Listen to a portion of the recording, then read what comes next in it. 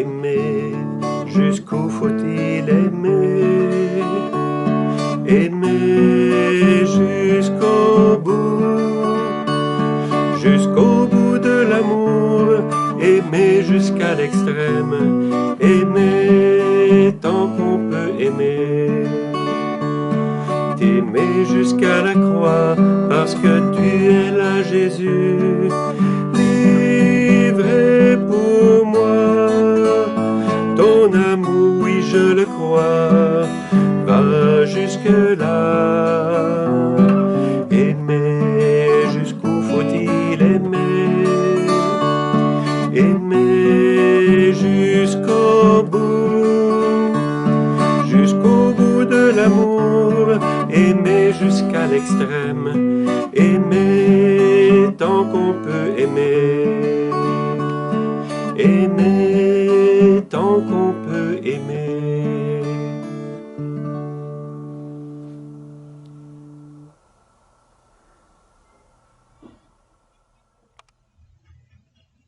Bonjour, ça va bien? Je suis très contente. Aujourd'hui, j'ai un bon défi à te proposer. T'as entendu le chant? Aimer, jusqu'où faut-il aimer? Eh bien, l'Évangile nous le dit, puis je m'empresse aujourd'hui parce que j'ai beaucoup à te dire. Puis je veux pas que ce soit trop long. Mais aimer, jusqu'où faut-il aimer? Aimer jusqu'à aimer tes ennemis. Aimer jusqu'à découvrir le bonheur d'aimer ton ennemi. Aimer jusqu'à ce que tu rentres dans la logique de Dieu et que la logique de Dieu devienne ta logique. Et quelle est cette logique de Dieu? Aimer tous les hommes gratuitement et les aimer en n'attendant rien en retour. Je pourrais m'arrêter là, mais j'arrêterai pas là. Arriver à aimer nos ennemis, là, c'est comme le couronnement de l'évangile de dimanche dernier qui était les béatitudes. Bienheureux, bienheureux, bienheureux, bienheureux celui qui aime ses ennemis. C'est un peu ça. Quand Jésus nous dit « aimez », aimez-vous les uns les autres comme je vous aimais, c'est un peu comme il nous lance un défi, mais un défi qui veut relever en nous par l'Esprit Saint. Oublie pas ça, c'est le grand artisan de l'amour. Aimez pas seulement les membres de vos familles ou ceux qui vous plaisent ou ceux avec qui vous vous adonnez bien, mais relevez ce défi dans des gestes concrets. Souhaitez du bien à ceux qui vous maudissent ou ceux qui vous cassent les pieds. Priez pour ceux qui vous calomnient, ceux qui vous traitent de toutes sortes de noms, ceux qui vous accusent de toutes sortes d'affaires que vous n'avez même pas fait. À celui qui te frappe sur une joue, présente l'autre joue. Ça veut dire que celui qui t'a fait du mal, là, ne le renvoie pas au calendrier grec en disant « je ne veux plus rien savoir de lui, je l'oublie, il n'existe plus dans mon champ de vision ou mon champ d'amour ». Non, si tu peux pas le revoir en présentiel, comme on dit, si tu peux pas le revoir parce que c'est un peu trop dangereux, ben à ce moment-là, garde-le au moins dans ton cœur, dans ta prière. Et tu sais, garder quelqu'un dans son cœur, c'est un bon tour, hein? Parce que chaque fois que toi, tu offres ton cœur à Jésus, tu offres aussi cette personne-là. C'est un amour qui n'a pas de limite que Dieu te demande.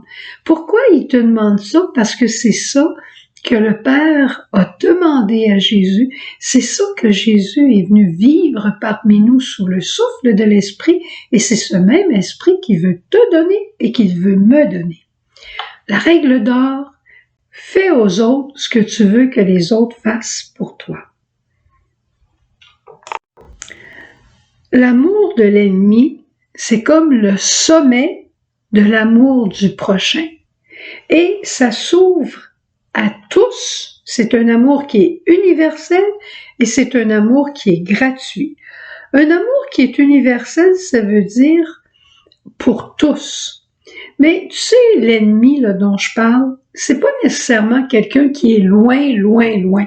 C'est pas nécessairement un président de pays ou un chancelier de pays que tu aimes pas ses agissements.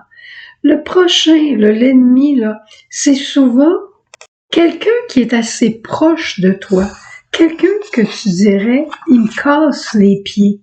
Quelqu'un, il parle toujours en mal contre moi. On dirait qu'il me déteste. Une personne qui m'humilie, une personne qui m'ignore. C'est celui-là que le bon Dieu te demande d'aimer. Et il te demande de l'aimer sans rien attendre en retour. Un amour gratuit, là, ça, c'est pas facile. C'est pas facile, mais c'est faisable par la grâce de Dieu. C'est surnaturel. On s'entend, c'est au-delà de la nature humaine.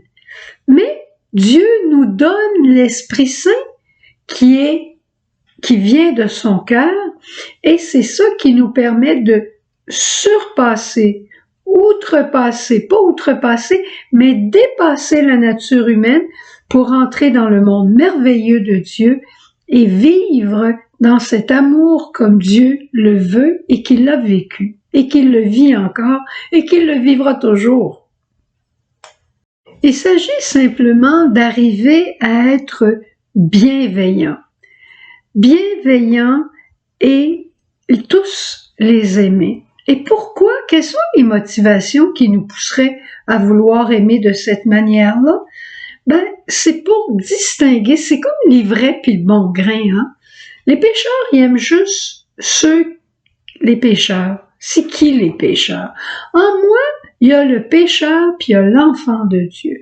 Le pécheur en moi, il dit, tu m'as donné un coup de poing, paf, je te redonne un coup de poing. L'enfant de Dieu, il dit, tu m'as donné un coup de poing, ça me fait mal puis ça me fait de la peine. Mais je vais essayer de t'aimer pareil, je vais prier pour toi, puis je te souhaite pas de mal. Puis si tu veux, je peux même te pardonner, puis on va recommencer. Mais fais attention. Non, il dit même pas ça parce qu'il est gratuit. Tu vois, en nous, il y a cette dualité de l'homme pécheur et de l'enfant de Dieu qui veut devenir saint comme son Père est saint. Devenir saint, ça veut dire devenir miséricordieux comme son Père est miséricordieux. C'est toute une logique à apprendre. C'est toute une logique, cette logique de la sainteté, cette logique de l'amour des ennemis. Le Seigneur va nous dire dans Isaïe, vos pensées ne sont pas vos pensées ne sont pas mes pensées, vos chemins ne sont pas mes chemins. Celui qui se venge, là, il a déjà une victoire. Mais celui qui pardonne donne la possibilité à l'autre de vaincre, c'est-à-dire de s'ouvrir à Dieu. Je te pardonne. Tu me pardonnes. Comme diraient les gens du lac, à cause tu me pardonnes. Je te pardonne parce que Dieu m'a pardonné. Je te pardonne parce que Dieu t'aime. Et en lui, moi aussi, je t'aime. Une parole merveilleuse pour arriver à pardonner ce qui est impardonnable, c'est de reprendre la parole de Jésus. Père, pardonne-leur, ils savent pas le mal qu'ils me font. Et j'aime beaucoup cette parole du pape François que je voudrais te laisser. Il dit, nous ne devons donc pas avoir peur d'assumer la logique de Dieu, même si c'est la logique de la croix, qui n'est pas d'abord celle de la douleur et de la mort, écoute bien, celle de l'amour et du don de soi qui apporte la vie. La logique de la croix n'est pas d'abord douleur et mort, mais c'est une logique d'amour et de don de soi qui porte vie à l'autre. Au lieu de tuer l'autre, tu vas lui permettre de vivre. C'est simple comme ça. Et pour ce faire, tu as besoin de l'Esprit Saint, du don de force. L'Esprit Saint du don de force. Au lieu d'écraser l'autre, tu vas le relever. Au lieu de le tuer, tu vas lui donner la vie.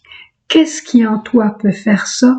C'est le don de force, c'est l'esprit d'amour. Cet esprit d'amour qui vit en Dieu, qui est Dieu, c'est cet esprit d'amour qui se donne à nous pour nous rendre capables de réaliser ce que Dieu désir pour nous, ce qu'il a mis au fond de notre cœur. C'est notre désir de nous aimer les uns les autres, mais c'est tellement pas facile que Dieu vient au secours de notre pauvreté. Le secret, c'est de lui demander. Ça dit pas que ça va être plus facile, mais ça va devenir réalisable. Et en terminant, si tu as encore un peu de temps, une minute, je te raconte un témoignage que j'ai effleuré l'autre jour du cardinal Vantoine. Et là, j'ai la conversation exacte. Le cardinal disait une caractéristique toute particulière de l'amour du chrétien, c'est l'amour envers ses ennemis. C'est souvent incompréhensible pour qui ne le croit pas. Un gardien de prison, dit Monseigneur Vantoine, m'a demandé un jour, « Est-ce que vous m'aimez? » « Oui, je vous aime. » Mais nous vous avons gardé en prison pendant 13 ans, sans jugement, sans condamnation. Nous vous avons fait du mal et vous m'aimez, c'est impossible. Ça peut pas être vrai. Voilà de nombreuses années que je suis avec vous, vous le savez bien, c'est vrai. Quand vous serez libre, probablement que vous n'enverrez, et quand vous serez libre, vous n'enverrez pas vos fidèles brûler nos maisons et tuer les membres de nos familles? Non, même si vous voulez me tuer, moi je vous aimerai et je vous aime. Mais pourquoi? Parce que Jésus m'a appris à aimer tout le monde, même mes ennemis. Si je ne le fais pas, je ne suis pas digne d'être appelé chrétien. C'est très beau, mais c'est très difficile à comprendre, dit le gardien. C'est vrai que c'est très beau et c'est difficile à comprendre, mais ça se comprend au fur et à mesure de nos petits efforts et au fur et à mesure de l'inondation de l'esprit de miséricorde et de force. Bonne journée, bon défi à relever.